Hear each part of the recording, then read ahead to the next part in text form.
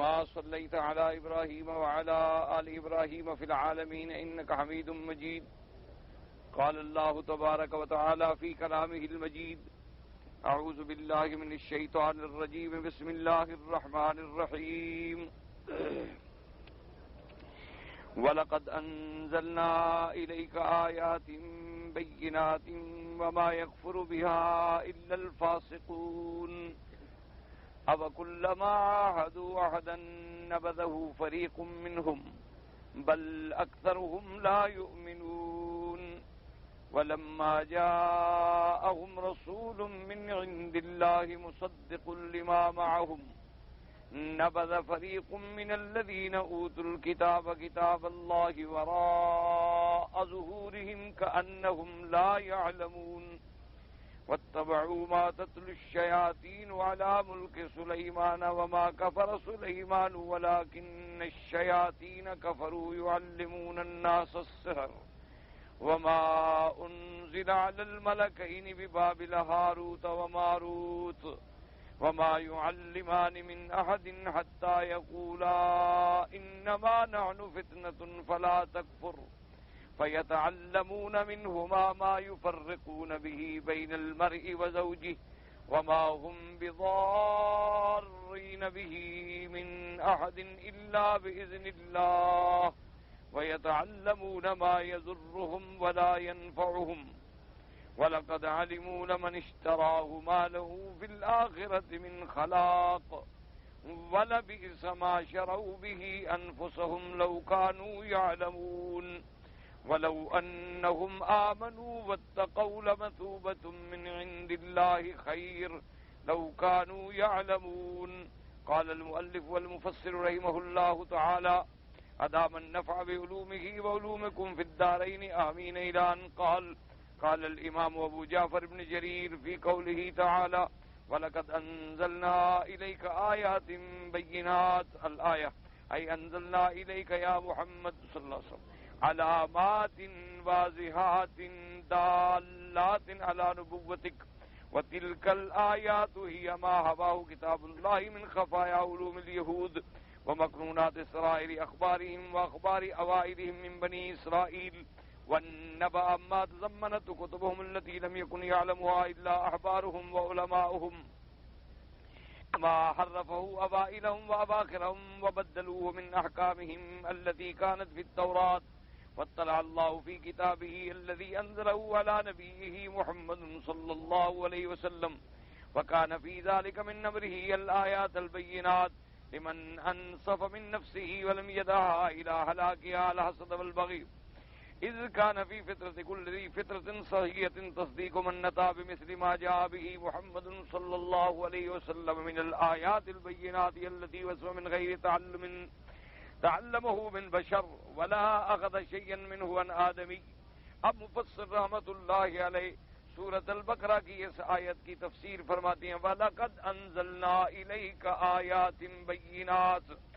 اللہ پاک نے فرمایا، مفسر ابو جعفر ابن جریر فرماتی ہیں کہ اللہ پاک فرماتی ہیں کہ انزلنا الیک یا محمد صلی اللہ علیہ وسلم، اے میرے پیارے نبی محمد مصطفیٰ صلی اللہ علیہ وسلم، ہم نے آپ کی طرف بڑی بڑی علامات، کھلی ہوئی نشانیاں جو آپ کی نبوت پر دلالت کرتی ہیں، اور وہ نشانیاں کیا ہیں؟ جو اللہ کے قرآن کے اندر موجود ہیں، جس پر قرآن پاک حاوی ہے، جو ایسی چیزیں ہیں جو علماء یہود کے علوم سے چھپی ہوئی اور ایسے ان کے سر ہیں اور ایسے چھپے ہوئے راز ہیں اور ان کے پہلے لوگوں کی باتیں ہیں جو بنو اسرائیل میں سے گزر چکی ہیں، اور ایسی خبریں ہیں جو ان کی کتابوں میں ہیں. لم یکن یعلمها الا احبارهم وعلماؤهم، جو نہیں جانتے مگر ان کے علماء اور ان کے بڑے بڑے جو پادری ہیں، ان کے ماں سوا کوئی نہیں جانتا. وما حرفه أبائلهم وأباخرهم، اور جو ان کے پہلو نے اور جو ان کے پچھلوں نے اللہ کی کتاب میں تبدیلی کی، اللہ کے احکام کو بدل ڈالا. اللہ تبارک و تعالی نے اپنی کتاب جو اتاری ہے اپنے نبی محمد مصطفیٰ صلی اللہ علیہ وسلم پر، اس میں یہ ساری باتیں جو ہیں اللہ نے اپنے پاک پیغمبر کو خبر دی.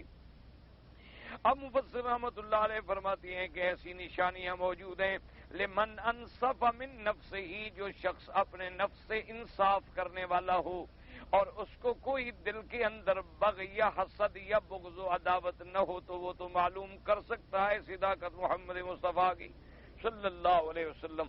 اصل میں یہ جواب تھا اس بات کا، جیسے کہ آپ نے پڑھا ہے کہ یہودی کہتے تھے نا جی کہ ہمارا جبریل جو ہے وہ دشمن ہے، ہم اس لیے ایمان نہیں لے آتے۔ اللہ نے فرمایا چلو جبریل قرآن لے آئے یا میکائیل لے، یہ تو علیحدہ بات، لیکن جو قرآن ہم نے اپنے پاک نبی پہ نازل کیا ہے اس کی کوئی بات غلط ہے؟ اور پھر قرآن مقدس نے تو ایسی ایسی خبریں دی ہیں جو تورات کی ہیں اور جن کا تمہارے علماء کے علاوہ کسی کو علم ہی نہیں، اور حضور صلی اللہ علیہ وسلم کی زندگی جو ہے وہ ساری دنیا کے سامنے ہے کہ آپ مکہ میں پیدا ہوئے اور مکے میں کوئی مدرسہ نہیں، کوئی یونیورسٹی نہیں، کوئی وہاں علمی ماحول نہیں۔ حضور صلی اللہ علیہ وسلم نے 40 سال تک کوئی کسی دوسرے ملک کا سفر بھی نہیں فرمایا، ایک آدھا سفر آپ کا ثابت ہے تو وہ بھی بغرض تجارت کہ حضور صلی اللہ علیہ وسلم شام تک تشریف لے گئے اور دوسرے سفر میں حضور راستے سے واپس آ گئے، اور پھر مکے میں نہ ہی کوئی ادارہ ہے، نہ کوئی تعلیم و تعلم کا ذریعہ اور اسباب ہیں، اور نہ وہاں کوئی پڑھا لکھا آدمی رہتا ہے۔ تو 40 سال کے بعد اللہ کے پیغمبر نے جو ایسی خبریں دی ہیں کہ جن کی صداقت چاند کی طرح اور سورج کی طرح روشن ہے، اور اللہ کے نبی نے ایسی ایسی خبریں دی ہیں کہ جن کا تمہارے علماء کے سوا کسی کو علم بھی نہیں ہے، تو اس کے بعد بھی تمہیں نبوت کی صداقت سمجھ نہیں آتی۔ اس لیے اللہ نے فرمایا کہ ہم نے تو آپ کو ایسی نشانیاں دی ہیں اور ایسی آپ کو خبریں دی ہیں کہ جس کے دل میں ذرے کے برابر بھی انصاف ہے، اور اگر وہ فطرت صحیحہ پر ہے تو وہ فوراً یہ تصدیق کرے گا کہ اللہ کا نبی حضرت محمد مصطفیٰ صلی اللہ علیہ وسلم جو ہیں وہ سچ فرماتے، کیونکہ حضور پاک نے خبر دی فرعون اور موسیٰ علیہ السلام کے قصے کی۔ اب موسیٰ علیہ السلام اور فرعون کے جو واقعات ہیں وہ تورات میں تو ہو سکتے ہیں اور کسی کے پاس کسی تاریخ کی کتاب میں تو نہیں تھے، اور تورات کا علم جو ہے وہ تو یہود کے علماء کے پاس مخصوص تھا، اور تورات کا کوئی نسخہ مکے میں بھی موجود نہیں تھا کہ حضور صلی اللہ علیہ وسلم نے پڑھ لیا ہو اور ان کو سنا دیا ہو، اور پھر حضور صلی اللہ علیہ وسلم نے کسی سے تعلیم بھی حاصل نہیں کی، کسی بشر سے حضور پاک نے کچھ بھی نہیں سیکھا، یہ تو علم لدنی ہے جو اللہ نے اپنے نبی کو عطا فرمایا۔ تو جب ان کے اندر ایسی باتیں واضح موجود ہیں تو پھر تمہارا یہ کہنا کہ چونکہ جبریل وحی لایا ہے اور جبریل ہمارا دشمن ہے اور میکائیل ہمارا دوست ہے، تو یہ تو محض ایک عداوت کی باتیں ہیں، ورنہ حقیقت جاننی ہو تو حضور پاک صلی اللہ علیہ وسلم کا فرمان اور آپ نے جو خبریں دی ہیں ان کی صداقت پر تمہارا کام یہ تھا کہ باتیں ہیں کہ جن نمازوں میں تمہیں قرآن سنائی دے امام کا نہ پڑھو اور جن میں سنائی نہ دے کا فرمان، اور آپ نے جو خبریں دی ہیں ان کی صداقت پر تمہارا کام یہ تھا کہ تم ایمان لے آتے۔ اس لیے مفسر رحمۃ اللہ علیہ فرماتی ہیں کہ حضور پاک نے تو کسی بشر سے کچھ نہیں سیکھا، ولا اخذ شیئا منہ عن آدمی، اور کسی آدمی سے بھی پیغمبر نے نہیں پڑھا۔ اور یاد رکھو کہ ساری دنیا کے علوم جو ہیں وہ اسباب کے ذریعے حاصل ہوتے ہیں، استاذ کے ذریعے، مدرسے کے ذریعے، یونیورسٹی کے ذریعے، لیکن انبیاء کا علم جو ہے اللہ انہیں خود عطا فرماتے ہیں۔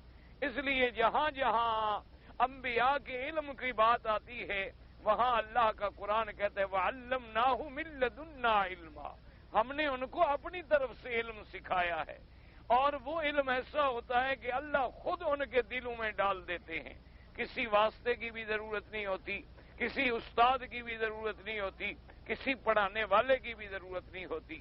اسی لیے اللہ نے فرمایا کہ ما کنت تدری ما الکتاب ولا الایمان، اور دوسری جگہ فرمایا ما کنت تتلو من کتاب ولا تخطہ بیمینک، کہ اے میرے مدنی پاک آپ نے تو کبھی کتاب کوئی پڑھی ہی نہیں، آپ نے تو کبھی اپنے ہاتھ سے ایک حرف بھی نہیں لکھا، لیکن ہم نے آپ کو کیسے پڑھا دیا کہ ساری دنیا کو آپ پڑھا دیں، اور پڑھا بھی ایسا دیا کہ سنقرئک فلا تنسیٰ، ایسا پڑھا دیا کہ پھر آپ کبھی بھولیں ہی نہ، ہاں اگر اللہ چاہے تو بھلا دیں، ورنہ جو علم اللہ نے عطا فرمایا وہ سینوں میں محفوظ ہو گیا۔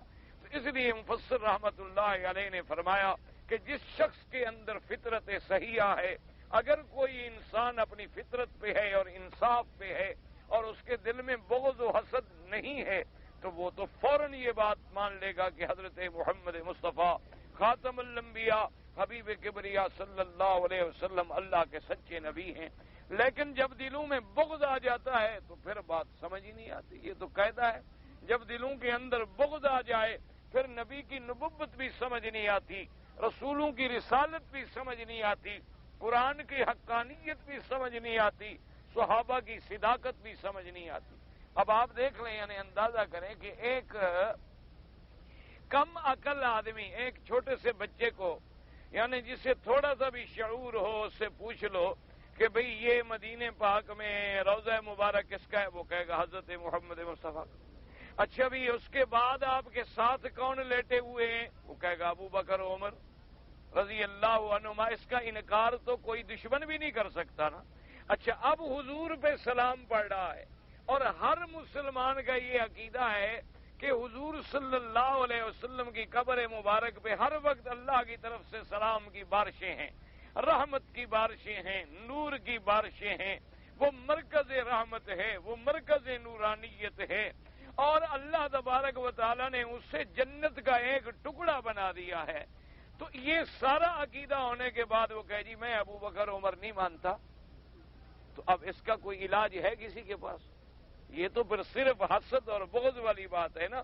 ورنہ اللہ اگر سمجھ عطا فرما دے کہ بھئی ایک پتھر کعبے سے لگ جائے تو اس کی اتنی عظمت ہو جاتی ہے، اور ایک پیر کے ہاتھ میں تم ہاتھ دے کے بیعت کر لیتے ہو تو تمہارا شان اتنا اونچا بن جاتا ہے.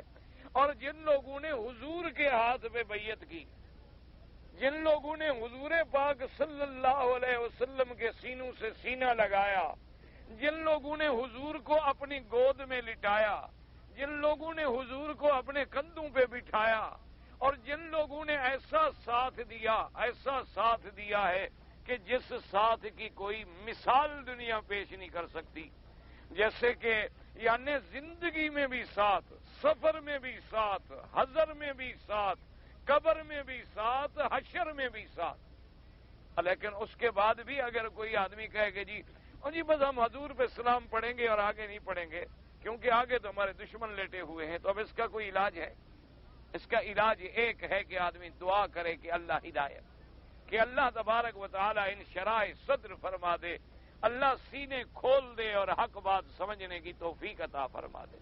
اور کوئی دنیا میں پھر علاج نہیں ہو سکتا. اب دیکھیں نا جی، حضور پاک صلی اللہ علیہ وسلم تشریف لے آئے، ان سے تم خود پوچھ رہے ہو وہ باتیں جو حضرت یعقوب علیہ السلام کو پیش آئیں اور حضور نے بتلا دی. تم حضور پاک صلی اللہ علیہ وسلم سے ایسے سوالات کر رہے ہو کہ جن سوالات کا تعلق ہے حضرت اسرائیل سے، حضرت یعقوب سے، اور روح سے، ذوالقرنین سے، اصحاب کہف سے. یعنی جو جگہ، جو مقام، جو زمانہ حضور پاک نے دیکھا نہیں، اور پھر حضور نے پورے جواب عطا فرما دیے، اور ان جوابات کو بھی تم نے مان لیا کہ جواب بالکل سچا ہے. لیکن جی چونکہ آپ کو جبریل نے بتلایا ہے لہذا وہ ہمارا دشمن ہے. بھئی اگر تمہارا کوئی دشمن بھی تمہیں کعبے شریف، تم کسی سے پوچھو کہ بھئی کعبۃ اللہ کہاں ہے، وہ کہے جناب یہ اللہ کا کعبہ ہے، کہو میں اس لیے نہیں مانتا کہ بتلانے والا میرا دشمن ہے. تو یہ کوئی عقل کی بات ہے کہ میں خدا کا کعبہ اس لیے نہیں مانتا کہ ہے کعبہ، بات بھی اس نے ٹھیک بتلائی ہے، لیکن چونکہ بتلانے والا میرا دشمن ہے میں نماز ادھر پڑھوں گا. تو اب اس کا تو کوئی علاج نہیں ہو سکتا دنیا میں. اس لیے مفسر رحمت اللہ علیہ نے فرمایا کہ اللہ فطرت صحیح عطا فرمائے. فرماتے ہیں کما قال الضحاک ابن عباس ملکت انزلنا الیک آیات بینات یقول فانت تتلو علیہم وتخبرهم بغدوۃ وعشیۃ وبین ذلک وانت عندهم امی لم تقرأ کتابا وانت تخبرهم بما فی ایدیہم علی وجهہ یقول اللہ تعالی فی ذلک عبرۃ وبیان وعلیہم حجۃ لو کانوا یعلمون. اب مفسر رحمت اللہ علیہ فرماتی ہیں کہ حضرت ضحاک نے حضرت ابن عباس سے یہ قول نقل کیا کہ محمد پاک صلی اللہ علیہ وسلم ہم نے جو آپ پہ نشانیاں اتاری ہیں فَأَنْتَ تَتْلُوهُ عَلَيْهِمْ وَتُخْبِرُهُمْ، اور آپ ان پر قرآن پڑھتی ہیں، ان کو صبح و شام اللہ کے قرآن کی خبریں سناتی ہیں، اور آپ ان کو ایسی خبریں بھی بتلاتی ہیں جن کا کسی کو علم نہیں، اور وہ جانتے ہیں کہ آپ امی ہیں، کسی سے آپ نے پڑھا بھی نہیں، آپ نے کسی سے علم بھی حاصل نہیں کیا. تو اتنا بتلا دینا جو ہے اس میں بہت بڑی عبرت اور بیان ہے اور بہت بڑی حجت ہے اگر وہ جانے اور اگر وہ مانے. وقال محمد بن اسحاق حدثني محمد بن ابي محمد اكرمه سعيد بن جبير بن عباس قال ابن سوريا القطويني لرسول الله صلى الله عليه وسلم يا محمد صلى الله عليه وسلم ما جئنا بشيء نعرفه وما انزل الله عليك من آية بينة نتبعك فأنزل الله في ذلك من قوله تبارك وتعالى ولقد انزلنا إليك آيات بينات وما يكفر بها إلا الفاسقون. اب مفسر رحمت اللہ علیہ فرماتی ہیں کہ حضرت سعید بن جبیر اور حضرت اکرمہ نے حضرت ابن عباس رضی اللہ تعالیٰ عنہ سے یہ قول بھی نقل فرمایا. ابن سوریا قطوینی جو تھا وہ آیا حضور کی خدمت میں، یہ بھی یہودیوں کا بہت بڑا عالم تھا. آگے کہنے لگا کہ یا محمد صلی اللہ علیہ وسلم آپ کوئی ایسی نشانی بھی لے کر نہیں آئے، آپ کوئی ایسی بات بھی لے کر نہیں آئے جس کو دیکھنے کے بعد ہم آپ کی تصدیق کریں، آپ پر ایمان لے آئیں، آپ کوئی نشانی لائیں. اللہ پاک نے فرمایا کہ میرے نبی ہم نے کوئی آپ کو ایک نشانی تو نہیں دی، ہم نے تو کئی نشانیاں عطا فرمائی ہیں. لیکن اگر یہ اس میں غور کریں وقال ابن مالک بن الصیفن حين بعث رسول الله صلى الله عليه وسلم ما أخذ عليهم من الميثاق وعهد إليهم في محمد صلى الله عليه وسلم والله ما عهد إلينا في محمد صلى الله عليه وسلم وما أخذ علينا ميثاقا فأنزل الله تعالى وكلما عاهدوا عهدا نبذه فريق منهم. اب مفسر فرماتے ہیں مالک ابن الصیف نے جب حضور پاک نے بھیجا، حضور کو جب بھیجا گیا اور حضور نے ان کو یاد دلایا کہ اللہ تبارک و تعالیٰ نے تو میرے بارے میں عہد لیا تمام انبیاء کرام سے کہ جب میرے مدنی کا زمانہ آئے لَتُؤْمِنُنَّ بِهِ وَلَتَنْصُرُنَّ، تم ایمان لانا میرے مدنی محمد مصطفیٰ صلی اللہ علیہ وسلم پر اور ان کی امداد کرنا. تو تم وہ عہد اور وعدے جو ہو بھول گئے ہو. وہ کہنے لگے واللہ ما عہد الینا فی محمد صلی اللہ علیہ وسلم، کہنے لگے خدا کی قسم ہے کہ ہم سے تو کوئی وعدہ نہیں لیا گیا حضور کے بارے میں. اب اس کا معنی یہ تھوڑا ہوتا ہے وعدہ لینے کا کہ ایک ایک بندے کو بلا کے اللہ وعدہ لیتا. اللہ تبارک و تعالیٰ نے اپنے تمام انبیاء سے وعدہ لیا. اللہ نے اپنے تمام انبیاء کے ذمے یہ فرض لگا دیا کہ ہر نبی آنے والے وقت میں بشارت دے، خوشخبری دے کہ ایک نبی پیدا ہوگا جس کا نام محمد مصطفیٰ ہوگا صلی اللہ علیہ وآلہ آلہ واصحابہ وسلم تسلیما کثیرا کثیرا. اس لیے موسیٰ علیہ السلام نے بھی بشارت دی، عیسیٰ علیہ السلام نے بھی بشارت دی وَمُبَشِّرًا بِرَسُولٍ يَأْتِي مِن بَعْدِ اسْمُهُ احمد. حضرت عیسیٰ نے بھی اعلان کیا کہ میرے بعد ایک پیغمبر آئیں گے جن کا نام احمد مجتبیٰ ہوگا. تو وہ کہنے لگے نہیں جی ہم سے تو کوئی وعدہ نہیں لیا گیا. بھئی جب تورات میں وہ بات موجود ہے تو تم سے وعدہ نہ لیے جانے کا کیا معنی؟ اگر تورات پر تمہارا ایمان ہے تو پھر وہ وعدہ بھی موجود ہے. اگر تورات کے ہی تم منکر ہو تو پھر وعدے کا کوئی سوال ہی پیدا نہیں ہوتا. اس لیے اللہ نے فرمایا وَكُلَّمَا عَاهَدُوا عَهْدًا نَبَذَهُ فَرِيقٌ مِّنْهُمْ. اللہ نے فرمایا نعم لَيْسَ فِي الْأَرْضِ أَحَدٌ يُعَاهَدُونَ عَلَيْهِ إِلَّا نَقَضُوهُ وَنَبَذُوهُ يُعَاهِدُونَ الْيَوْمَ وَيَنْقُضُونَ غَدًا. اس لیے حضرت حسن بصری رحمت اللہ علیہ فرمایا کرتے تھے کہ یہود کی تو یہ عادت ہے کہ آج اگر آپ سے وعدہ کریں گے تو کل کو توڑ ڈالیں گے، آج کل وعدہ کریں گے تو پرسوں کو پھر توڑ ڈالیں گے. نقض عہد ان کی جو ہے وہ عادت ہے.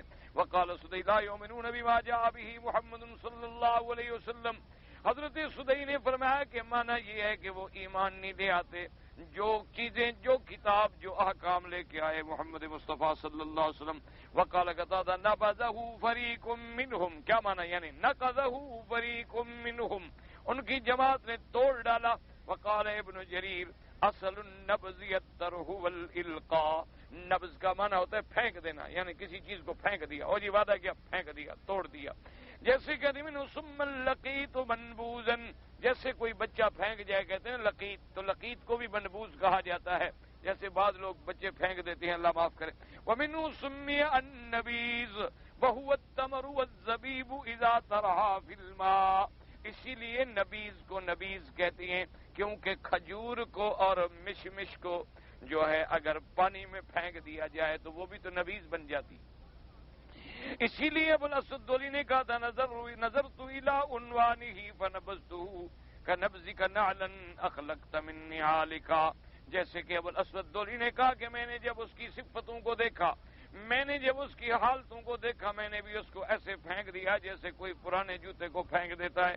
قلت فالقوم ذمهم الله بنبذهم العهود التي تقدم الله إليهم بالتمسك بها والقيام بحقها ولهذا أعقبهم ذلك التكذيب بالرسول المبعوث إليهم وإلى الناس كافة الذي في كتبهم نعته وصفته وأخباره وقد امروا فيها باتباعه ومحاذرته ونصرته. اسی لیے اللہ پاک نے اس قوم کی مذمت بیان کی کہ یہ قوم ایسی ہے کہ جو وعدے گزر چکے، جو عہد گزر چکے، یہ تمام عہدوں کو توڑنے والی ہے. اللہ تبارک و تعالیٰ نے اس کے بعد لکھا کہ انہوں نے ایسی تکذیب کی اس پیغمبر کی جس پیغمبر کو اللہ پاک نے ان کی طرف بھی بھیجا اور ساری دنیا کی طرف بھی بھیجا، اور جس کی صفتیں ان کی کتابوں میں بھی موجود ہیں. حضور پاک کی صفتیں موجود ہیں، حضور کے حالات موجود ہیں، اور ان کی کتابوں میں حکم موجود ہے کہ اللہ نے حکم دیا کہ جب میرے مدنی کا زمانہ آئے صلی اللہ علیہ وسلم تم اتباع کرو، اس کی مدد کرو اور نصرت کرو. کما قال اللہ تبارک و تعالی فی کتابہ الذین یتبعون الرسول النبی الأمی الذی یجدونہ مکتوبا عندہم فی التوراۃ والانجیل. اللہ پاک نے فرمایا الذین یتبعون الرسول النبی الأمی، پیغمبر رسول بھی ہیں، نبی بھی ہیں، امی جو کسی سے پڑھے بھی نہیں ہیں، اور جن کی صفتیں جو ہیں تورات و انجیل کے اندر لکھی ہوئی موجود ہیں. حالانکہ تورات میں یا انجیل میں یعنی حضور پاک صلی اللہ علیہ وسلم سرکار مدینہ کے بارے میں پوری تفصیل موجود تھی، یعنی ایسی صفتیں وضاحت کے ساتھ لکھی ہوئی تھیں کہ اگر کسی کے دل کے اندر ذرے کے برابر بھی انصاف ہو تو وہ دیکھتے ہوئے پہچان لیتا تھا کہ یہ وہی سچا نبی ہے جو تورات میں لکھا ہو. یعنی اتنا تک علامات موجود تھیں کہ مولدہ بمکہ تھا کہ حضور پاک پیدا ہوں گے تو مکہ مکرمہ میں پیدا ہوں گے، اور یہ بھی لکھا ہوا تھا کہ حضور پاک ہجرت فرمائیں گے تو مدینہ منورہ ہجرت فرمائیں گے، اور یہ بھی لکھا ہوا تھا کہ حضور پاک صلی اللہ علیہ وسلم لیس بطویل ولا قصیر، آپ کا قد مبارک تو نہ بہت زیادہ لمبا ہوگا نہ بہت زیادہ چھوٹا ہوگا، درمیانہ معتدل قد مبارک ہوگا. اور یہ بھی لکھا تھا لیس بفظ ولا غلیظ، یہ بھی لکھا تھا کہ میرے نبی جو ہیں وہ کوئی سخت کلام کرنے والے نہیں ہوں گے، کوئی ایسا غلیظ اور ثقیل کلام بھی ان کی زبان پہ نہیں آئے گا. یہ بھی لکھا تھا ولا صخاب فی الاسواق، اور میرا مدنی پاک ایسے صفتوں والا ہوگا کہ وہ کوئی بازاروں میں شور کرنے والے نہیں ہوں گے. اور یہ بھی لکھا تھا انہ یاکل الہدیۃ ولا یاکل الصدقہ، کہ وہ ہدیہ تو قبول فرما لیں گے لیکن صدقے اور خیرات کا مال قبول نہیں فرمائیں گے. اور یہ بھی لکھا ہوا تھا کہ حضور پاک صلی اللہ علیہ وسلم کے پشت مبارک پہ دو کندھوں کے درمیان میں ایک مہر کی علامت بھی ہوگی. اور یہ بھی لکھا تھا کہ حضور پاک صلی اللہ علیہ وسلم کے دونوں کندھے مبارک کا فاصلہ عام انسانوں سے زیادہ ہوگا. اور یہ بھی لکھا تھا کہ حضور صلی اللہ علیہ وسلم اپنی نصف پنڈلی پہ چادر باندھنے والے ہوں گے. اور یہ بھی لکھا تھا کہ حضور پاک صلی اللہ علیہ وسلم اوقات کا خیال کر کے اللہ کی عبادت کرنے والے ہوں گے. یہ تمام علامات ایک ایک کر کے تورات میں موجود تھیں، اور صرف میرے پاک نبی کی نہیں بلکہ صدیق و عمر کی علامات بھی موجود تھیں رضی اللہ تعالی عنہما، کہ آپ کے جو وزیر ہوں گے، جو مددگار ہوں گے، جو آپ کے ساتھی ہوں گے، ان کی بھی علامات لکھی ہوئی تھی. اس لیے حضور پاک صلی اللہ علیہ وسلم نے جب حضرت عمر رضی اللہ تعالیٰ عنہ سے بدر کے موقع پہ آپ نے رائے لی کہ کیا رائے ہے ان کافروں کے بارے میں، ان کو ہم فدیہ لے لیں چھوڑ دیں، یا ان کو قتل کر دیں، یا ان کو ویسے مہربانی کر کے بغیر کسی ہدیے کے چھوڑ دیں، یا ان سے کوئی جزیہ لے لیں، کیا تمہاری رائے کیا ہے؟ حضرت عمر رضی اللہ تعالیٰ عنہ کھڑے ہو گئے. انہوں نے کہا کہ یا رسول اللہ صلی اللہ علیہ وسلم، حکم تو جو آپ فرمائیں گے ہم تعمیل کریں گے، لیکن اگر میری رائے پوچھتے ہیں تو پھر ایک ہی رائے ہے کہ تلوار. جنہوں نے ہمارے نبی کا کلمہ نہیں پڑھا گردنیں اڑا دو، کفر کی طاقت کو آج بدر میں ہمیشہ کے لیے دفن کر دو.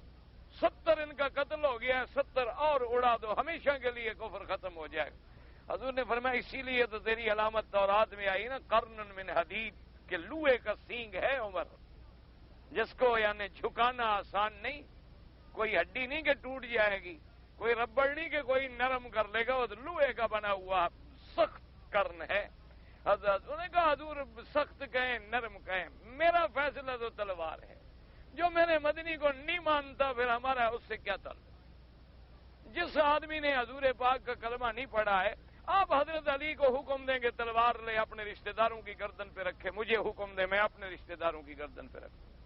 حضرت نے فرمایا تم بڑے سخت آدمی ہو، اور حضرت ابو بکر نرم آدمی ہے، میں اس کی مشورے پہ عمل کرتا ہوں۔ تو حضور صلی اللہ علیہ وسلم نے حضرت ابو بکر کی رائے لے لی، تو یہ ساری صفتیں باقاعدہ موجود تھی، ساری صفتیں موجود تھیں۔ اسی لیے کتابوں میں باقاعدہ موجود ہے کہ ایک دفعہ حضرت عمر بیٹھے تھے کہ ایک آدمی نے آ کر انہیں ایک کاغذ پیش کیا پرانا سا۔ حضرت عمر نے جب وہ کاغذ دیکھا تو رونے لگ گئے، بکا عمر، حضرت عمر رونے لگ گئے، آنسو بہ رہے ہیں، آنسو بہ رہے ہیں، داڑھی مبارک آپ کی بھیگ گئی آنسو سے، اور کہنے لگے لال عمر ولال ابن، لال عمر ولال ابن ہی، بھائی عمر کا کیا ہے؟ نہ عمر کا ہے نہ عمر کے بیٹے کا کچھ ہے۔ اب ساری مجلس حیران ہے، پریشان ہے کہ یہ کون بوڑھا آدمی آیا، کون سا ایسا کاغذ ہے جس کو دیکھ کے عمر رو گئے۔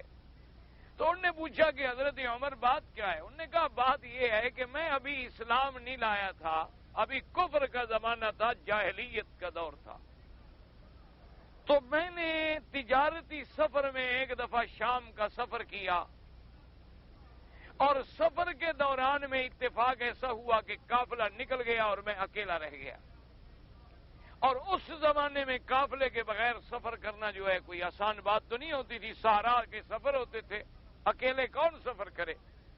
تو فرماتی ہیں میں بڑا اداس ہو کے ایک دیوار کے سائے میں بیٹھا ہوا تھا کہ قافلہ نکل گیا، پتہ نہیں دوسرا قافلہ اب کب ملے، مہینے بعد ملے، 2 مہینے بعد ملے۔ ایک آدمی آیا، وہ آگے کھڑا رہا، مجھے دیکھتا رہا، اور تھوڑی دیر کے بعد مجھے کہا کہ آؤ میرے ساتھ میرے گھر چلو۔ میں نے کہا خدا کے بندے میں پہلے پریشان ہوں، میرا قافلہ نکل گیا ہے، اور اب تم مجھے اپنے گھر لے جانا چاہتے ہو، میں تمہارے گھر میں جا کے کیا کروں گا؟ اس نے کہا گھبرانے کی ضرورت نہیں ہے، تم میرے ساتھ گھر چلو، کھانا کھاؤ، آرام کرو، اور اس کے بعد میں تمہیں تیز رفتار گھوڑے، ایسے گھوڑے دوں گا تیز رفتار کے تم دیکھ کے حیران ہو جاؤ گے، اور تمہارے قافلے کو ایک دن میں پکڑ لیں گے۔ قافلہ تو اونٹوں پہ جا رہا ہے نا، اونٹ کی رفتار علیحدہ ہوتی ہے، گھوڑے کی رفتار علیحدہ ہوتی ہے، تم گھبرانے کی فکر نہ کرو، میں تمہیں قافلے میں پہنچاؤں گا۔ تو حضرت عمر کہتی ہے میں حیران پریشان، نہ جان نہ پہچان، یہ کون آدمی ہے؟ مجھے گھر لے گیا، بڑا کھانا کھلایا، بڑی تکریم کی، بڑی عزت کی، اور سارا کچھ کرنے کے بعد اس نے صبح صبح تیار کیا اپنے نوکروں کو کہ گھوڑے ووڑے تیار کرو اور حضرت کو پہنچاؤ قافلے میں، اور ایک کاغذ لے کے آ گیا اور کہنے لگا کہ اس کاغذ پہ مجھے دستخط کر دو۔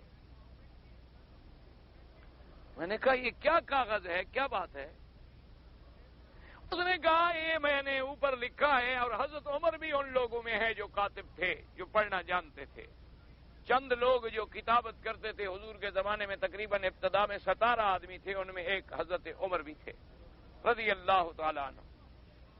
تو اس نے حضرت عمر نے فرمایا بات کیا ہے؟ اس نے کہا بات یہ ہے کہ جب تم اس ملک کے بادشاہ بنو گے تو مجھے ٹیکس نہیں لگاؤ،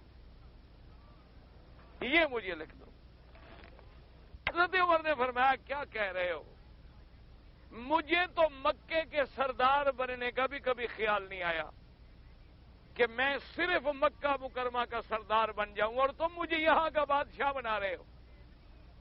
اس نے کہا تمہیں بات سنو، اگر تم بادشاہ نہ بنو گے تو تمہارے اس دستخط کو لے کے میں کیا کروں گا؟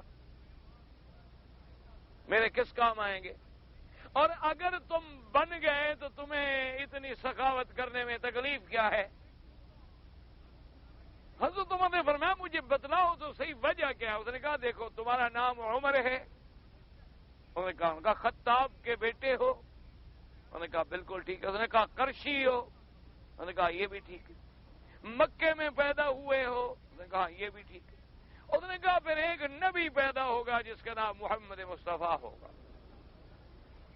صلی اللہ علیہ وسلم، اور تم اس کے وزیر بنو گے اور اس کے ساتھی بنو گے، اور اس کے دین مذہب کا پرچم لے کر اٹھو گے اور پوری دنیا پہ چھا جاؤ گے، اور اس جگہ جہاں تم بیٹھے ہو ایک وقت آئے گا تمہاری حکومت ہوگی، یہ ہماری کتابوں میں لکھا ہوا ہے، میں نے وہ نشانیاں تمہاری پڑھی ہیں اس لیے تمہیں گھر لایا ہوں۔ حضرت عمر فرماتے ہیں میں ہنس پڑا، میں نے کہا چلو بھائی ٹھیک ہے، تمہارا خیال ہے تو لکھوا لو بھائی اسے۔ جب ہم بادشاہ بنیں گے تو تمہیں ٹیکس نہیں لگائیں گے. حضرت عمر رضی اللہ تعالیٰ نے فرماتے ہیں میں نے لکھ دیا اور بات آئی گئی بھول گئی مدتیں گزر گئیں اور فرمایا آج وہی بوڑھا آدمی وہ میرا لکھا ہوا لے کے آیا ہے اور میں بادشاہ ہوں اس جگہ کا. اور اسلام مجھے اجازت نہیں دیتا کہ میں کسی کی ٹیکس معاف کر دوں. اس لیے میں نے اس کو کہا کہ لال عمر ولال ابن ہی کہ بھائی یہ کوئی میری ذاتی حکومت تو ہے نہیں نہ میرے بیٹے کی جائیداد ہے. جو اسلام حکم کرے گا وہ سب پہ نافذ ہوگا. میں کچھ نہیں کر سکتا. میں اپنے لکھے ہوئے پر کیا کروں؟ اب تو میں اس کے مطابق چلوں گا جو اللہ کا قرآن ہوگا جو فرمان محمد مصطفیٰ ہوگا. تو فرمایا یہ وہ بوڑھا ہے وہ میری کتابت لکھی ہوئی لے کے آج میرے سامنے آ گیا. ایسے تو نہیں تھا کہ بیت المقدس کی چابیاں احبار یہود نے بغیر کسی جنگ کے حضرت عمر کے ہاتھ پہ رکھ دیں. پاگل تو نہیں ہو گئے؟ ان کا دماغ تو نہیں خراب ہو گیا؟ وجہ کیا تھی کہ وہ اپنی کتابوں میں پڑھ چکے تھے کہ یہ وہی خلیفہ ہے جس کے ہاتھ پہ بیت المقدس فتح ہوگا. تو اس لیے اللہ نے فرمایا کہ یجدونہ مکتوبا عندہم.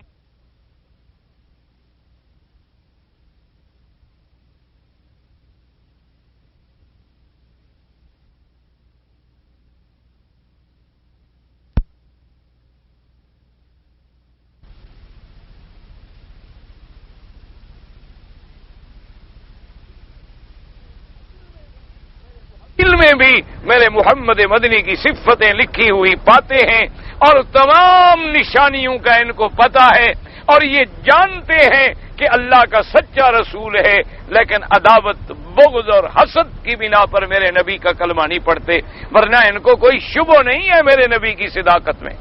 اس لیے فرمایا یجدونہ مکتوبا عندہم فی التوراۃ والانجیل قال ولما جاءہم رسول من عند اللہ مصدق لما معہم. اور جب آیا میرا رسول ایک ایسی کتاب لے کر جو تصدیق کرنے والی ہے جو کچھ ان کے ساتھ ہے.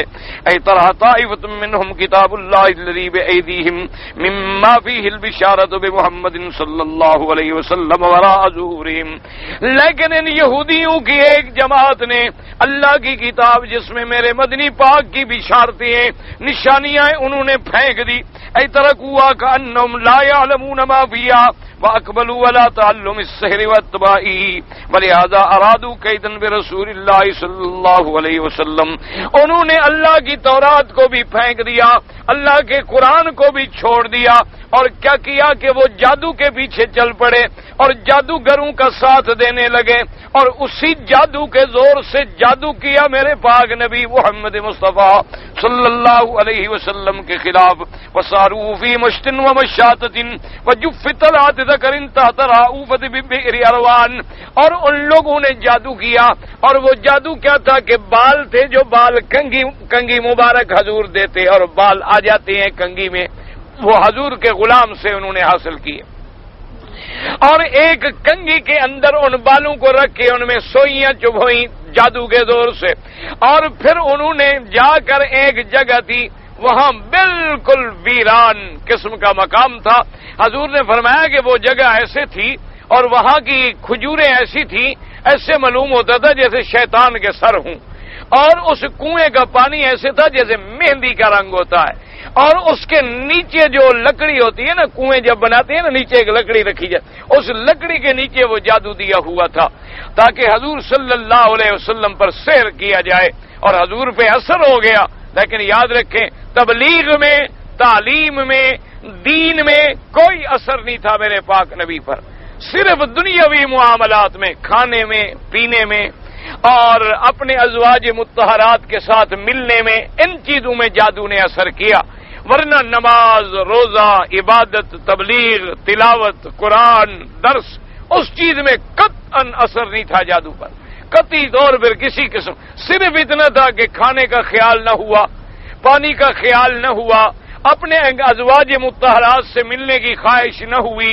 بیویاں کہتی ہیں ہم نے کھانا دے دیا تو حضور نے قبول فرما لیا اور نہ دیا تو طلب پیدا نہ ہوئی اور طبیعت میں حزن اور غم اور طبیعت ایسے محسوس ہوتا تھا جیسے کسی یعنی انقباض طاری ہو جاتا ہے.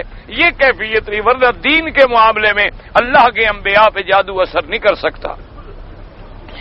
اور اس کے بعد فرماتی ہیں یہ کس نے کیا تھا؟ وَكَانَ الَّذِي تَوَلَّىٰ ذَٰلِكَ مِنْهُمْ رَجُلٌ، جس آدمی نے یہ جادو کیا تھا وہ کون تھا؟ لبید ابن العاصم لعنہ اللہ وکبہہ. لبید ابن العاصم یہودی تھا، اللہ کی اس پہ کروڑوں لعنتیں ہوں جس نے وہ جادو کیا ہمارے پاک نبی پہ. فَأَطَّلَعَ اللَّهُ عَلَىٰ ذَٰلِكَ رَسُولُهُ صلی اللہ علیہ وسلم وَشَفَاهُ مِنْهُ وَأَنْقَذَهُ.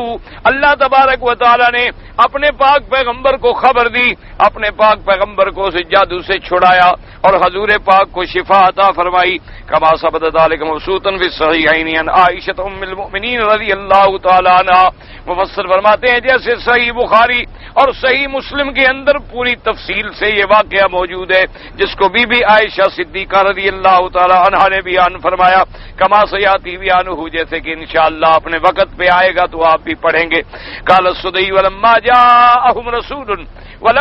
جاءهم رسول من عند الله مصدق لما معهم اي لما جاءهم محمد صلی اللہ علیہ وسلم عارضوه بالتوراة فخاصموه بها فاتفق التوراة والقرآن فنبذوا التوراة واخذوا بكتاب آصف والسحر هاروت وماروت فلم يوافق القرآن فذلك قوله تعالى كأنهم لا يعلمون. اور جب میرے مدنی پاک قرآن لے کے آئے تو یہودیوں نے تورات کے ساتھ مقابلہ کیا. تو اب خدا کی شان ہے، چونکہ تورات بھی اللہ کی کتاب، قرآن بھی اللہ کی کتاب، تو تورات تو قرآن کا حکم تو مل گیا. اب قرآن اور تورات کے جب حکم مل گئے تو اب کیا؟ انہوں نے تورات کو بھی چھوڑ دیا اور قرآن کو بھی چھوڑ دیا. وہ آصف کی تعلیم کے پیچھے لگ پڑے اور ہاروت و ماروت کی تعلیم کے پیچھے یعنی سحر اور جادو کو حاصل کرنے کے پیچھے چلے گئے. قال ان القوم كانوا يعلمون لكنهم نبذوا علمهم وكتموه وجحدوا به. حالانکہ وہ جانتے تھے حضور کی صداقت کو لیکن انہوں نے انکار کیا. وقال اللوفي في تفسيره ان ابن عباس رضی اللہ تعالی عنہ في قوله تبارك وتعالى واتبعوا ما تتلو الشياطين الآية وكان حين ذهب ملك سليمان ارتد فئام من الجن والانس واتبعوا الشهوات فلما ارجع الله الى سليمان ملكه وكاب الناس على الدين كما كان وان سليمان ظهر على كتبهم فدفنها تحت كرسيه وتوفي سليمان عليه السلام. حدث عن ذلك وظهر الانس والجن على الكتب بعد وفاة سليمان وقالوا هذا كتاب من الله نزل على سليمان فاخفاه عنا فاخذوا به فجعلوه دينا فانزل الله تعالى ولما جاءهم رسول من عند الله مصدق لما معهم الآية واتبعوا الشهوات التي كانت تتلو الشياطين وهي المعازف واللعب وكل شيء يصد عن ذکر اللہ. اب مفسر رحمۃ اللہ علیہ فرماتے ہیں اصل بات یہ تھی کہ اللہ تبارک و تعالیٰ کے امتحان میں آیا. حضرت سلیمان علیہ السلام کا ملک کچھ عرصے کے لیے چلا گیا. ارتد فئام من الجن والانس، تو بہت ساری جماعتیں انسانوں کی بھی اور جنوں کی بھی مرتد ہو گئیں. مرتد ہونے کے بعد واتبعوا الشہوات، اور شہوات کے پیچھے چل پڑی. فلما ارجع اللہ الى سلیمان ملکہ، اللہ نے جب سلیمان علیہ السلام کو پھر حکومت عطا فرما دی، پھر ملک عطا فرما دیا، اس کے بعد کاب الناس علی الدین کما کان، لوگ پھر دین پہ آ گئے جیسے پہلے تھے. ان سلیمان ظہر علی کتبہم فدفنا تحت کرسیہ. حضرت سلیمان علیہ السلام نے ان کی جو کتابیں تھیں جن کے اندر جادو تھا، جن کے اندر لغویات تھی، منکرات تھے، شہوات تھے، ان سب کتابوں کو قبضے میں لے کے آپ نے اپنی کرسی کے نیچے دفن کر دیا. اب خدا کی قدرت یہ ہے کہ جب سلیمان علیہ السلام فوت ہو گئے اور آپ کی وفات کو زمانہ گزر گیا تو جنہوں نے وہ آ کر پھر کتابیں نکالی، اور کتابیں نکالنے کے بعد پھر لوگوں سے کہا کہ اصل میں یہ بھی اللہ کی کتابیں ہیں جو سلیمان نے ہم سے چھپا لی تھی. ایسے گمراہ کرتے ہیں نا. اللہ تبارک و تعالی رحمت فرمائے. دعا کریں اللہ ہر مسلمان کو گمراہی سے بچائے. یہی وجہ ہوتی ہے. ہمارے بعض لوگ ہوتے ہیں نا جی ایسے جا کے قبروں پہ بیٹھ جاتے ہیں 9 راتیں اور 10 راتیں اور 11 راتیں اور 12 راتیں. اور کبھی کبھی یہی ہوتا ہے کہ وہ جن جو ہے ایک عجیب مخفی شکل میں آگے اس کو رات کو ایک بات سنا دیتا ہے. بس وہ تو پھر گمراہ ہو گیا. اس نے کہا جی مجھے تو خود قبر سے آواز آئی ہے، مجھے ملے ہیں، انہوں نے مجھے یہ کہا. اور جو اللہ والے ہیں، اللہ والوں کا تو کوئی انکار نہیں، لیکن ان کی علامت کیا ہوتی ہے کہ وہ متبع ہوتے ہیں سنت محمد مصطفیٰ کہ ان کا ہر قدم جو ہے وہ حضور کے قدم پر ہوتا ہے، کبھی وہ حضور کی سنت کے مخالف نہیں ہو سکتے۔ تو اس لیے اب انہوں نے کیا کیا، انہوں نے کہا جی یہ بھی اللہ کی کتابیں ہیں، سلیمان علیہ السلام نے ہم سے چھپائے رکھی، تو انہوں نے وہ لے لی اور اسی کے پیچھے چل پڑے اور جادو میں اور شہوات میں اور منکرات میں کھو گئے۔ اور ان کتابوں میں کیا تھا، ہر وہ چیز تھی جو اللہ کے راستے سے روکنے والی، اسی لیے ان کے پیچھے شروع ہو گئے۔ وقال ابن سعید ابن ابی حاتم حدثنا ابو سعید الاشج قال حدثنا ابو اسامہ عن بشر بن سعید بن جبیر بن ابن عباس قال كان آصف کاتب سلیمان، کہتی ہیں کہ آصف جو تھا وہ سلیمان علیہ السلام کا کاتب تھا۔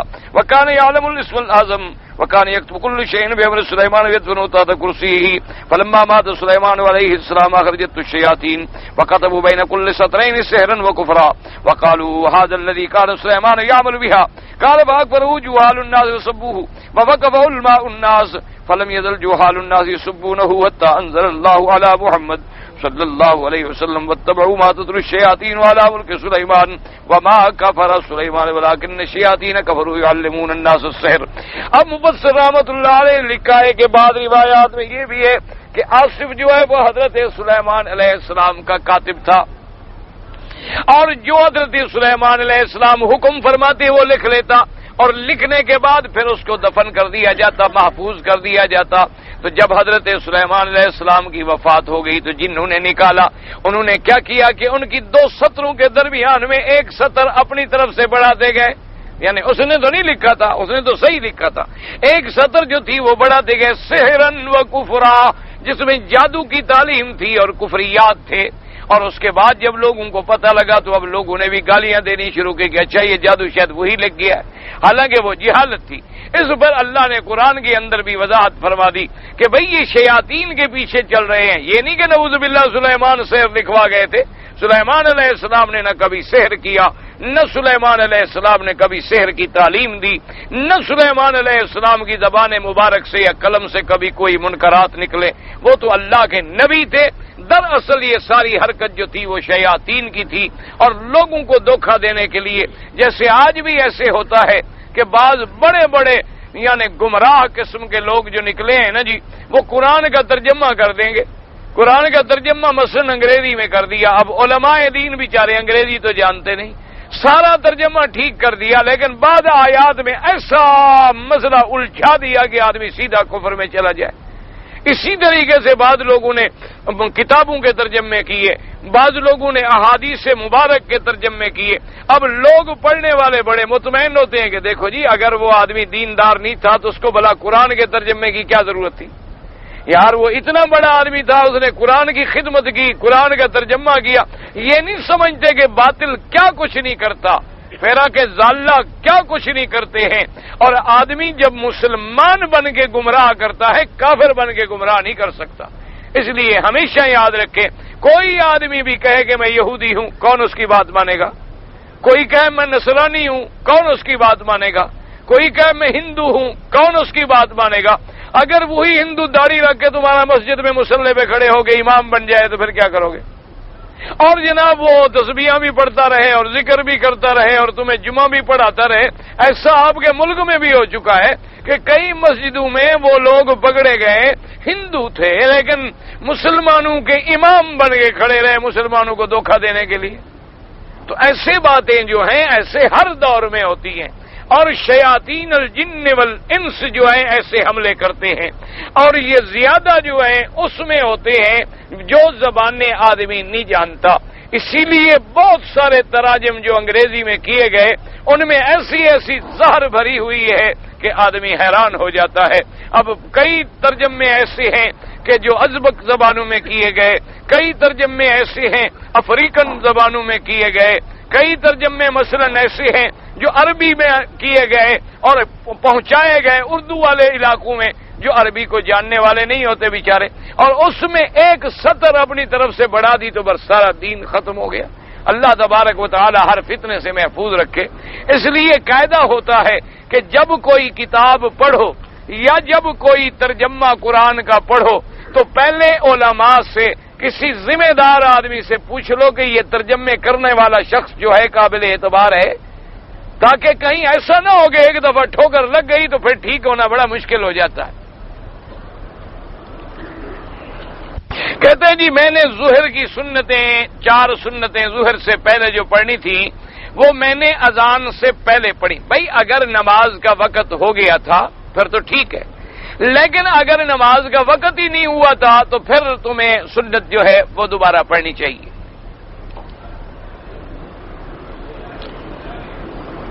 کہتے ہیں جی بعض لوگ جب احرام باندھتے ہیں تو ہم نے دیکھا ہے کہ مثلا پن لگا دیتے ہیں یا بکسوئے لگا دیتے ہیں۔ بھئی یہ پن لگانے سے یا بکسوئے لگانے سے وہی حکم ہو جاتا ہے جو سلے ہوئے کپڑے کا ہے، یعنی جیسے سلے ہوئے کپڑا پہننے سے آدمی کو بکری دینی پڑے گی، بکسوئے لگائیں یا پن لگائیں یا بٹن لگائیں یہ وہی حکم ہو جائے گا کہ آپ نے گویا سلا ہوا کپڑا پہنا ہے۔ تو وہ تو مسئلہ یہی ہے کہ احرام سلا ہوا نہ ہو۔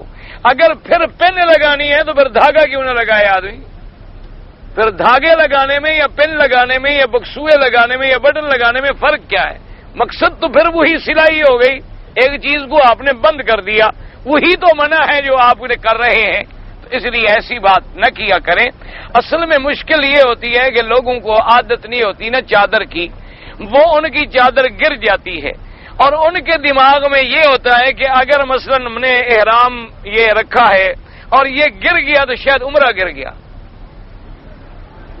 عمرہ نہیں گرتا، عمرہ تمہارا چادر 10 دفعہ بھی گر جائے تو عمرہ کھڑا ہے اپنی جگہ، وہ کوئی فکر نہیں، گر جائے کھل جائے پھر باندھ لو پھر ڈال لو پھر اٹھا کے رکھ لو، کوئی فرق نہیں پڑتا۔ لوگ اسی لیے بیچارے پن لگاتے ہیں بکسوئے لگاتے ہیں کہ اگر عمرہ کی چادر گر گئی تو عمرہ تو کیا گر ہم کیا لے کے جائیں گے؟ وہ سمجھتے ہیں کہ عمرہ سارا اسی چادر میں ہے، جب چادر نیچے جا پڑی تو عمرہ نیچے جا پڑا، اور جو تم نے نیت کی تم نے لبیک پڑھا اس کا کوئی اثر نہیں، سارا عمرہ چادر کے اندر پھر رہا ہے۔ یہ اصل میں لوگوں کے ذہن میں ایک مشکلات ہوتی ہیں۔ نماز جنازہ میں سورت فاتحہ، اہل حدیث علماء نماز جنازہ میں بھی سورت فاتحہ پڑھتے ہیں چونکہ ان کے نزدیک جنازہ بھی نماز ہے اور ہر نماز میں ان کے لیے فاتحہ پڑھنا ضروری ہے، لیکن احناف کے نزدیک جو ہے سورت فاتحہ جنازے میں نہیں ہوتی۔ ایک تو ان کے نزدیک جنازہ دعا ہے اور دوسرا ایک معطا امام محمد رحمۃ اللہ علیہ میں روایت بھی موجود ہے کہ پہلے ثنا پھر درود پھر اس کے بعد دعا ہے جنازہ۔ رفع یدین جو حضرات کرتے ہیں ٹھیک ہے، حدیث مبارک میں اس کا کرنا بھی ثابت ہے اور بعض روایات مبارک میں نہ کرنا بھی ثابت ہے۔ یہ افضل اولا کے مسئلے ہیں، کوئی جھگڑے کے مسئلے نہیں۔ جو کرتا ہے اس سے لڑائی نہ کرو، جو نہیں کرتا اس کو بھی کچھ نہ کہو، سب کی اللہ نمازیں قبول فرماتے ہیں۔ اصل یہ ہے کہ دونوں مل کر اس کے پاس جاؤ جو نماز پڑھنے نہیں آتا، جو نماز میں آ گیا ہے اس کو نہ چھیڑو، اس کو پڑھنے دو، اللہ تبارک و تعالی منظور فرمائیں گے۔ کہتے ہیں جی اگر ایک مرد اپنی عورت کے ساتھ ملے تو غسل کب واجب ہوتا ہے؟ غسل تب واجب ہوتا ہے اذا التقى الختان بالختان فقد وجب الغسل، یعنی جب آدمی کا عضو کا اگلا حصہ جو ہے اگر غائب ہو جائے تو غسل واجب ہو جاتا ہے۔ کہتے ہیں جی بعض لوگ اپنی بیوی کا آپریشن کرا دیتے ہیں کہ بچے نہ ہوں، اگر ہمیشہ کے لیے بچے بند کرائیں تو بالکل قرآن و سنت کے خلاف ہے اور اللہ تبارک و تعالی نے اس پہ سخت وعید بیان فرمائی ہے کہ لا تقتلوا اولادکم خشیۃ املاق۔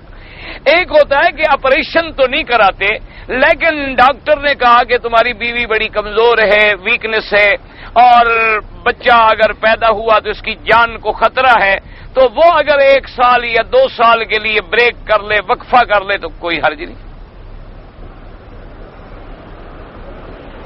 تنی یہ مجھے نہیں سمجھ آیا، بولتے ہیں کہ گند ہوا نکلنے سے وضو نہیں ٹوٹتا، پتہ مجھے نہیں سمجھ آیا کیا لکھا ہے تم نے۔ بہرحال اگر ہوا نکل جائے تو وضو ٹوٹ جاتا ہے۔ ہم پاکستان سے دعا کے لیے گزارا، ہم تو روز دعا کرتے ہیں پاکستان کے لیے، ہر اسلامی ملک کے لیے اللہ وہاں قرآن و سنت کا قانون جاری فرمائے، اللہ اسلامی ملکوں کی حفاظت فرمائے، اللہ تمام شر سے بچائے اور اللہ کشمیر کے مسئلے میں مسلمانوں کو کامیاب فرمائے۔ کہتے جی مغرب اور عشاء کی نماز جو ہے ہم حرم میں پڑھتے ہیں اور عصر کے بعد ہم آتے ہیں۔ بھئی مسجد میں آنے کے بعد تحیہ یہ ہے کہ آدمی طواف کرے اور طواف نہ کر سکے تو پھر 2 رکعت تحیت المسجد پڑھے. لیکن اگر عصر کے بعد سے لے کر مغرب کا وقت ہے تو امام ابو حنیفہ رحمۃ اللہ علیہ کے نزدیک اس میں تحیہ بھی نہیں پڑھنی چاہیے. باقی ائمہ کے نزدیک حرم میں ہر وقت پڑھنی جائز ہے. میری ایک بیٹی کی عمر ہے 3.5 سال. اس نے عمرے کی نیت کی اور ہمارے ساتھ کبھی پیدل کبھی ہماری گود میں طواف کیا, 7 چکر لگائے, پھر صفا مروا 4 چکر کے بعد تھک گئی. کوئی بات نہیں, کچھ نہیں, چھوٹی بچی کے لیے کچھ نہیں ہوتا, کوئی جرمانہ نہیں.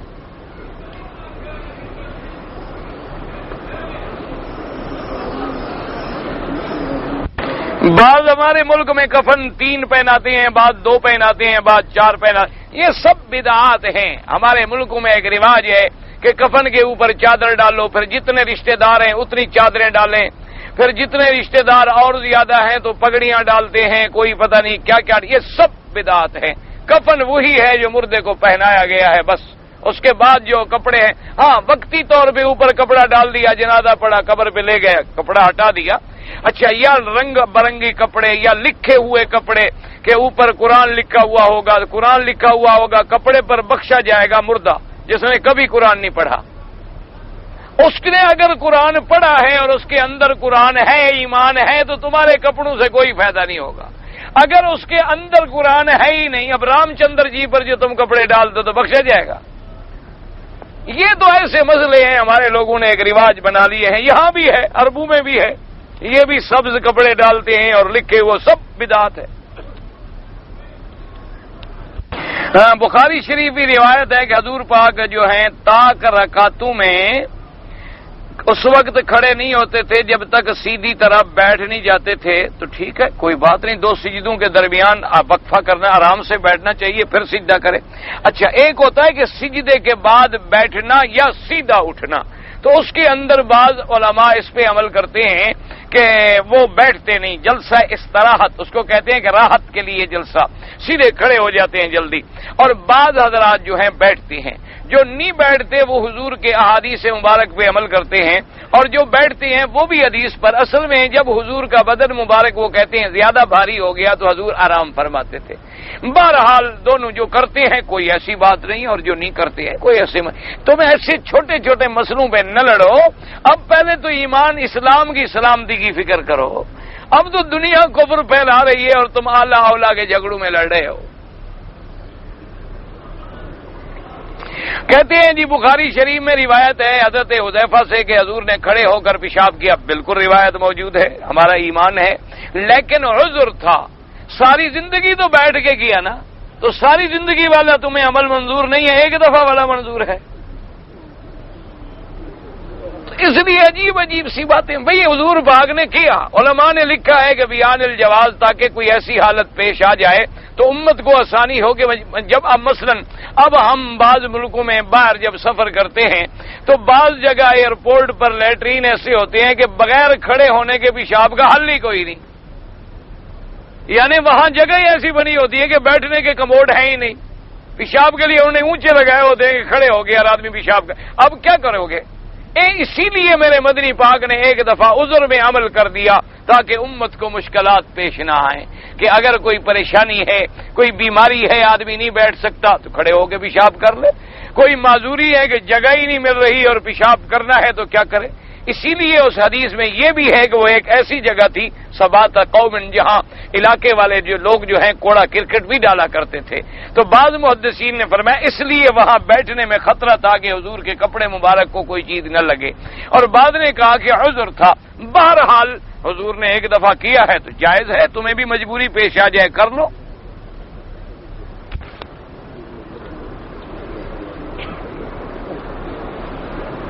کہتے ہیں جی آپ کے ساتھی جو ہے نا جب سوال آتے ہیں تو پرچیاں اوپر نیچے کر دیں, اللہ ان کو ہدایت دے. لوگ بندے اوپر نیچے کر دیتے ہیں, یہ تو پرچی ہے بھائی.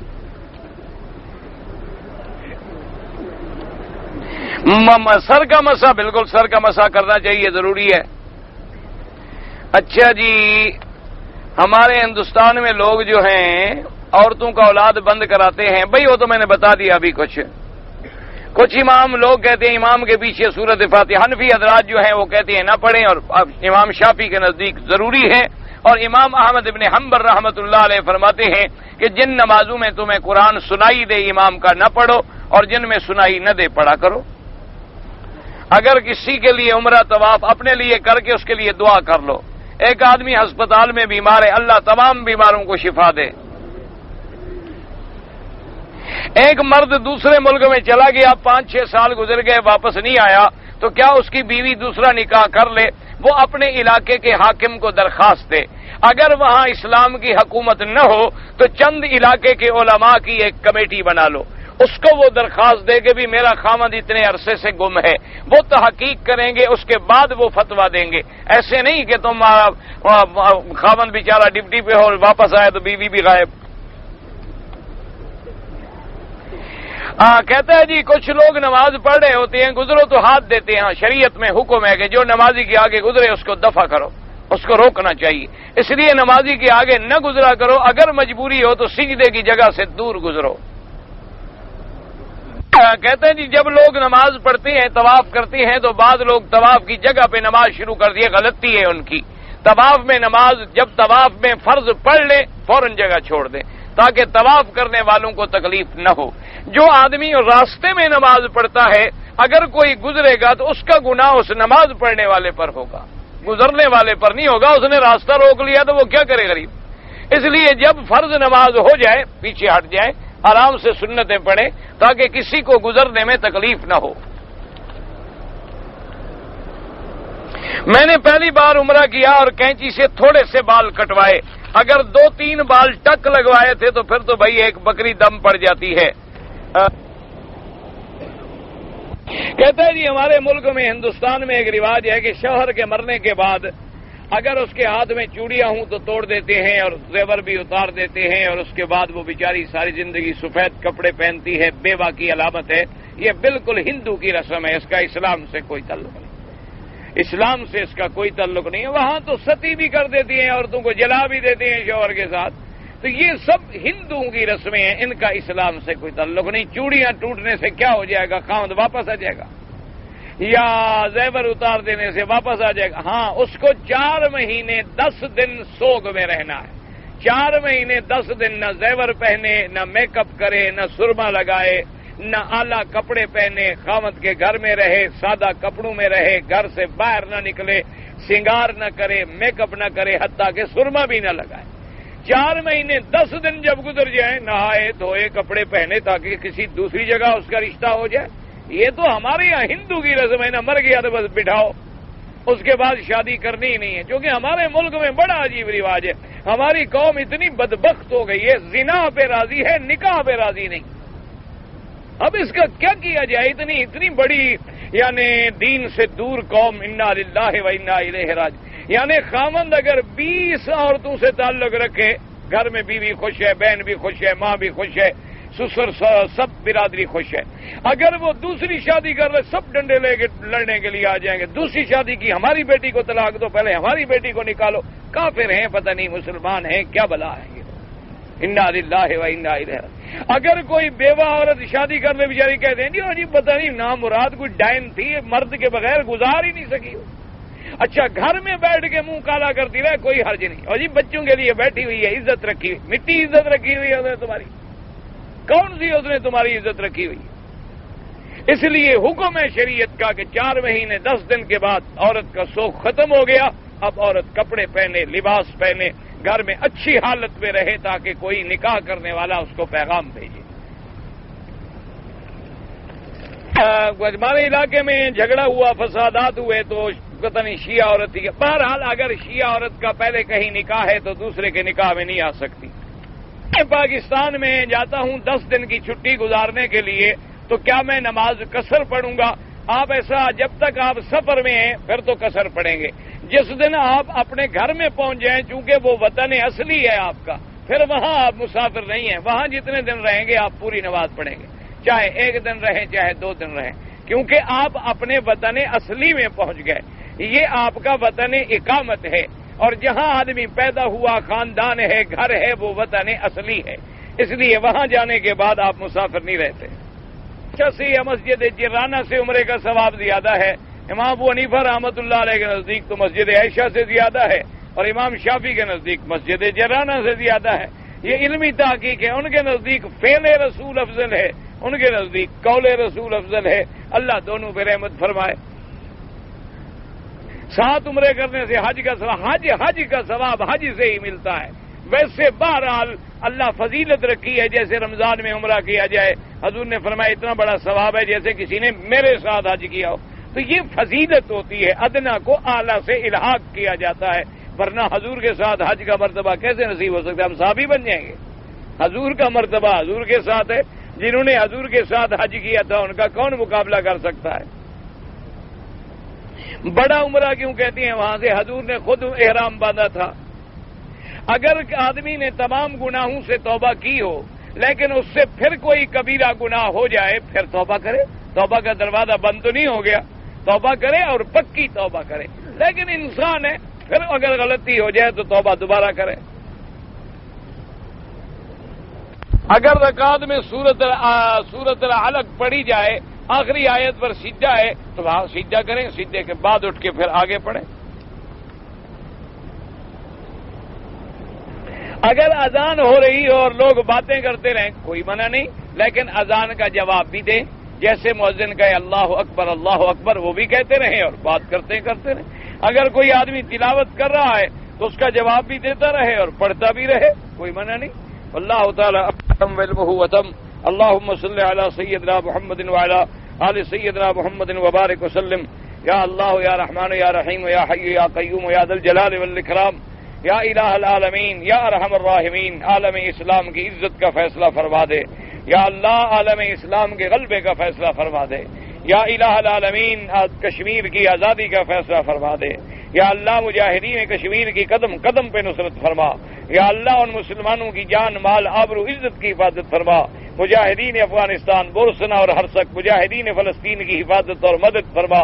یا اللہ جو مسلمان ہندوستان میں ہیں, بنگلہ دیش میں ہیں, برما میں ہیں, ارکان میں ہیں, جن جن علاقوں میں ہیں ان کی جان مال آبرو عزت کی حفاظت فرما. یا اللہ جتنے مسلمانوں کے ملک ہیں سب کی حفاظت فرما. یا اللہ حرمین الشریفین کو قیامت تک ہر فتنے سے محفوظ فرما. یا اللہ پاکستان کو استحکام نصیب فرما. ان کی اولادیں ان کی اولادوں کو صالح بنا, ان کو اپنی فرما برداری حضور پاک کی فرما برداری اور والدین کی اطاعت نصیب فرما. یا الہ العالمین ہمیں تو مانگنا بھی نہیں آتا, بغیر مانگے عطا فرما. یا اللہ جو لوگ تیرے دین کا کام کر رہے ہیں ان کی نصرت اور مدد فرما. یا الہ العالمین یا ارحم الراحمین ربنا آتنا فی الدنیا حسنۃ وفی الآخرۃ حسنۃ وقنا عذاب النار. سبحان ربک رب العزۃ عما یصفون وسلام علی المرسلین والحمد للہ رب العالمین. آمین برحمتک.